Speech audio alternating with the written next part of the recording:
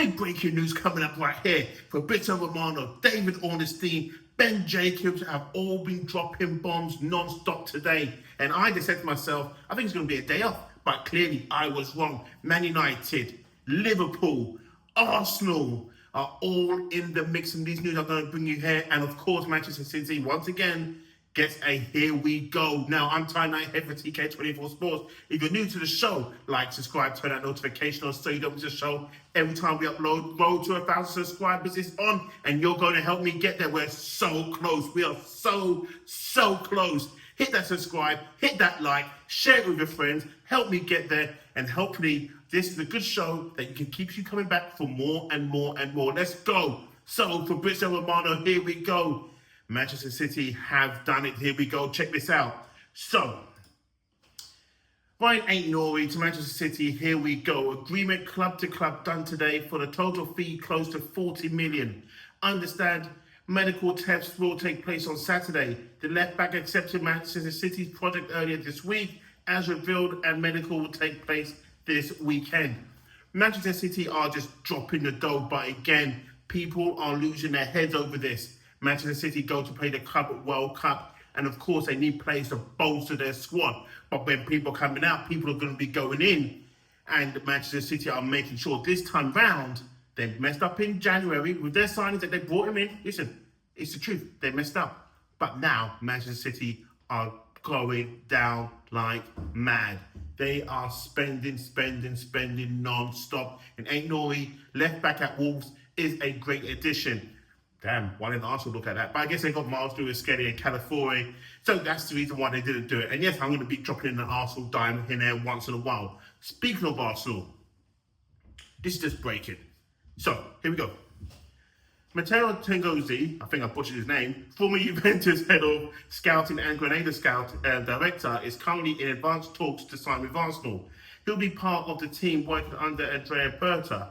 Now, with that story, to me, it's one of those things there, we know they're already looking to revamp the scouting network. They really and truly are. Edu's now gone. Jason Ato's gone.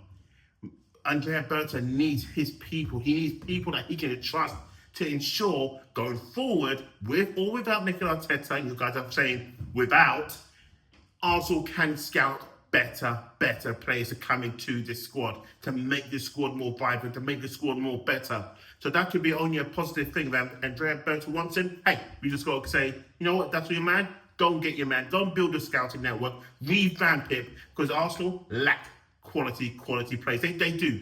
They got a great squad. They got a quality squad, but that quality, world-class squad, that's what they need to get to, and hopefully this is the person coming in to work under Berta and to make it happen. Now, moving on to transfers, let's go to Liverpool now. We're not here to talk about Frimpong. We're not here to talk about Verta. No, we're here to talk about Luis Diaz.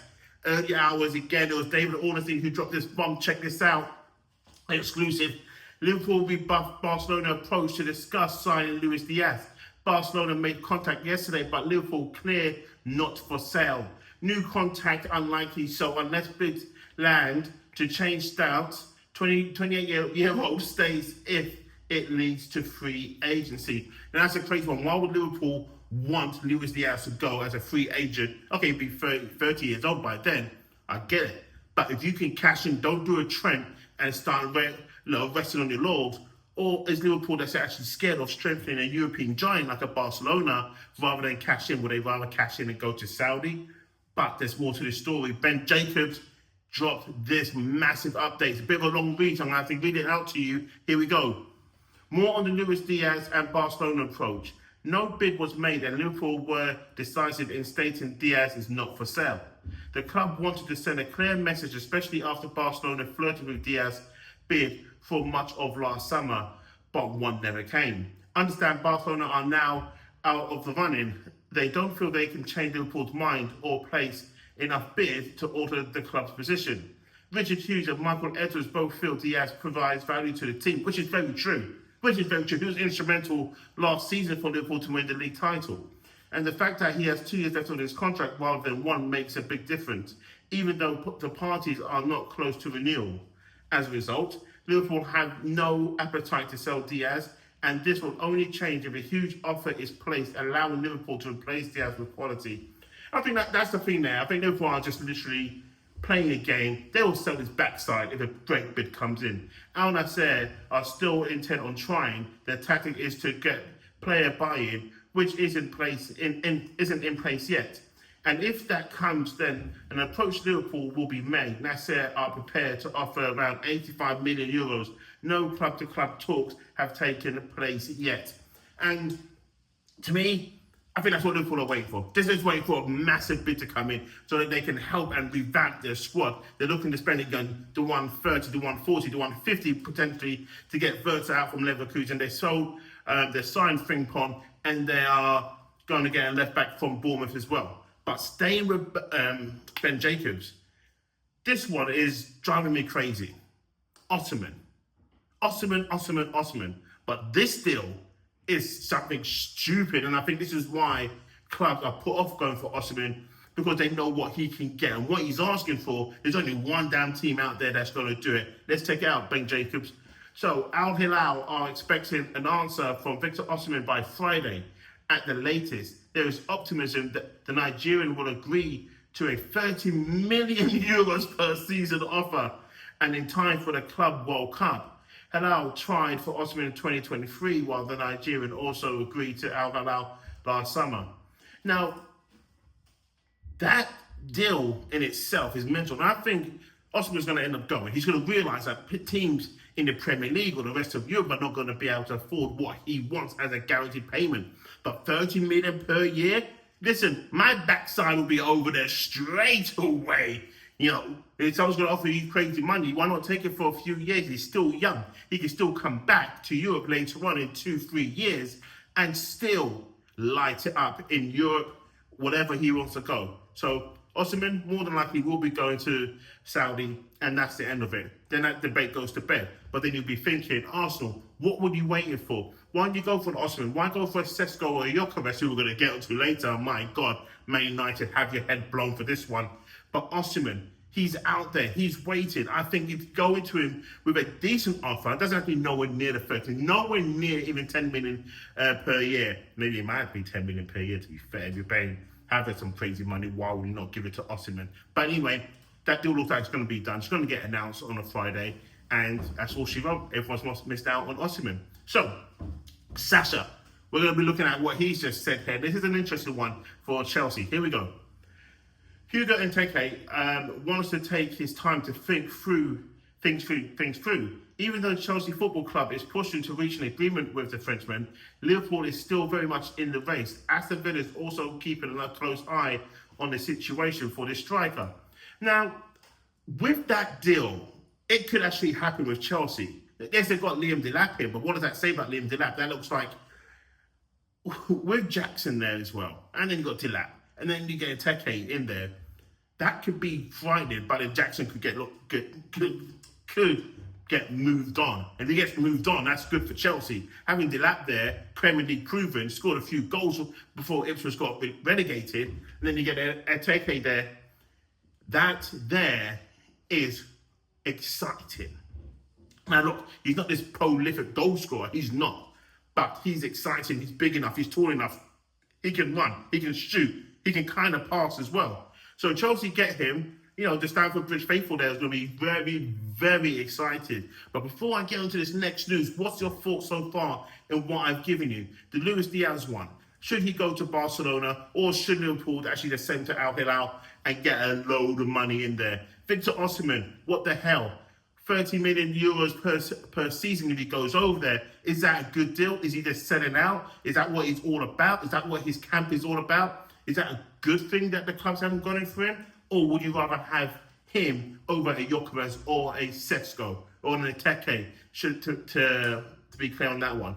And then Ryan Aït-Nouri going to Manchester City. What do you think about that deal? Manchester City are laying down the coin here and going for broke. They initially want that title back from Liverpool, and they're just adding in quality after quality after quality so far. And Arsenal, nothing to report. He's going to get a nice new scouting network getting built up by Andrea Berta. But no, nothing on the transfer news. But this one is going to rock the boat right now. Man United fans, are you ready? You sitting down. You may have heard this news already, but hopefully this will be the first you hear.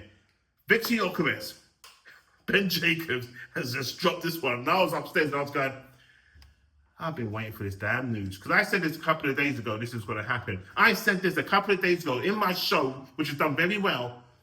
If Arsenal mess up and go for Sesko, Viktor Gyökeres is going to go to Manchester United. Check this out. Ben Jacobs reports Viktor Gyökeres is open to Manchester United even without Champions League football. And what annoys me is that there's always this noise going around that Viktor Gyökeres wants to play Champions League football. Well, no, he doesn't. He ain't that bothered. As long as he's at the right project with the right manager, only good things can happen. And it goes on. No approach to Sporting yet, and several other European and Saudi suitors, but Ruben Amorim still in touch with the player. Sporting will sell for around 70 mil. I'm telling you, Man United have the money put aside. Trust me when I say this to you. I already told you guys, they've got Cunha, they're going to get Mbeumo, then they're going to go and get Gyökeres. And that front three with Bruno Fernandes staying at Manchester United will be top 4 contenders for sure. And, man, it's going to backfire me on again. Because I said last season, before I even saw Liverpool play with Arne Slot, I said Liverpool are favourites because we don't know the football they play. Now, we know the football that Ruben Amorim plays, but if they add these 3 guys in, one player, 52 goals in all competitions last year, one player, 20 Premier League goals coming in, one player, under 10 by 15 to 18 GA altogether. You add that into a Manchester United firing line with a Bruno Fernandes in the midfield supplying them, we're in trouble.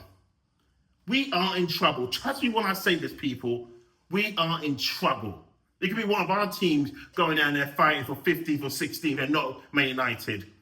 Man United will be a shoo-in for a top 5 finish next year, and they could even make a title push. They really, truly could make a title push.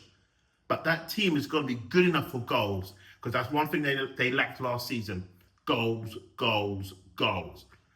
But while all that was going on, I thought, let me just check what people are saying on X. What are people out there saying? What are fans saying about Arsenal? What are they saying about the news with Gyökeres? Let's start with the Arsenal one. Now, this one cracks me up, and I'm an Arsenal fan, but this cracks me up. So, it says despite Arteta watching Arsenal fans debating between Gyökeres and Sesko, knowing his main targets are Nunes and Sancho. And then you got Anthony Anderson there on the wall, cracking that. This picture cracks me up. But that one, do you know what? That may not be further from the truth when it comes to Mikel Arteta. Spiking it up there, yeah, we want Sesko, we want Gyökeres, but really, truly, we want Nunes and Sancho. You know what? That could be a typical Arsenal move right there if that ever happened. And that would absolutely destroy me. Even I would be saying, forget that last year at Arsenal. Just go now. Just go. Just go. Take that paella that you was cooking and go. And leave that sangria behind. But to take the paella and go. Right, back to the Viktor Gyökeres now. This is what Man United fans were shouting about after Ben Jacobs dropped that big news about Gyökeres. And here's a few of those responses. So, Teo, Manchester United will be favourites to win the Premier League if he joins the team. And then Stretford End. I love it when a plan comes together. A bit of a Hannibal there from the 18. You kind of go, I love that one. I like that one. And then Twale, I think I got his name right. As I said, Man United should grab him before Mbeumo. Now, that's an interesting one. That one there is interesting. Who would you rather have in first? Gyökeres or Mbeumo? With the Mbeumo one, you can actually just keep that one going and negotiate with Brentford. But if you get a Gyökeres one, then that way you can actually use that to your leverage to say, well, we paid 70 million for a 52 goal person, and you want 60 to 65 million for Mbeumo. We kind of reevaluate this. But it's a hard one for Man United. They've got to get one deal done first, then the other one. But who would you rather have in first, Man United fans? Mbeumo or Gyökeres? Which one would you rather have in first? Let's keep on going to these comments. And then Garfield, we're just doing the Go Add Me fund. Just please wait. I like that one. And then Callum, it's happening. Sell someone quick. And then London and Ineos, hurry the F up. That is true. Do they have to hurry up though? That's the thing. That is the thing. Do they have to hurry up, or should they just bide their time and make these deals happen and come in at a reasonable pace? And like Arsenal, we don't know what's going on. We just don't know. But one thing we do know, if Gyökeres is sending out this signal to Man United, you know Sesko's coming into Arsenal. Arsenal fans, how do you feel about that? Let me know, because I will respond to you back on very quickly. As soon as you guys leave a comment, I'm on it straight away, and I have a conversation with you. Pretty much like I find these comments here, I will read them out on this show. So if you're still watching, like, subscribe, turn that notification on so you don't miss a show every time we upload. Road to 1,000 subscribers is on. Man, this show's kind of been packed today, and you guys have been great for watching the whole show. Thank you so much. I'm Ty Knight for TK24 Sports.